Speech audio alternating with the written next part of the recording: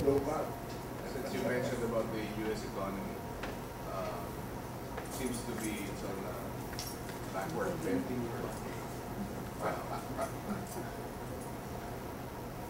Is the culture of spending beyond one's means in the U.S. Causing the downturn to be more on a permanent basis? Well, I mean, first, there are kind of two issues here, and I won't give you an answer that will solve them. But the issue number one is what can the U.S. expect in terms of its real growth performance over the next 20 years or 30 years? And the answer to that is nothing like we have seen. I mean, a much slower growth performance. Why is that? Well, the demography, of course, will hold the growth rate down, and not only the aggregate population growth rate, but everybody's getting older. So that's going to hold down, except for a few individuals like me, you know, that still have energy. But most of us, no. Yeah. So that will be a problem. There are, and also the U.S. Has passed its stage, I think, where it was dominant in developing the frontier technologies in all dimensions. Others are competing now very well.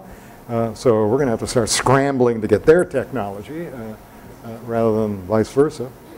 The age where the U.S. acted as a funnel where it could siphon off all the world's best talent and use them to get Nobel Prizes and to win gold medals and in the Olympics and all those things they're fast disappearing. There are competitors out there. And a lot of the competitors are the countries themselves who are sending America all this talent. In the future, and I will dwell more on this next Thursday, the U.S. is going to have to compete harder and harder for the kinds of immigrants they want. They're going to get scarcer and scarcer. And that will, I think, also spell not much positive stuff for growth. So I think there's lots of evidence suggesting that the growth rate of the U.S. is going to slow down. Hopefully it won't be like the total tanking of Japan, you know, after its miraculous growth, but it'll be a more benign slowdown. Now, if on top of that you have this event of incredible deficit and debt overload that was partly because of the Keynesian moves, trying to get us out of a depression. If you don't have rapid growth that allow us to grow out of that, it's going to be a problem a long time. The politics in America are such that they just don't have the courage to deal with it. They just don't. Politicians just don't have the courage to deal with it.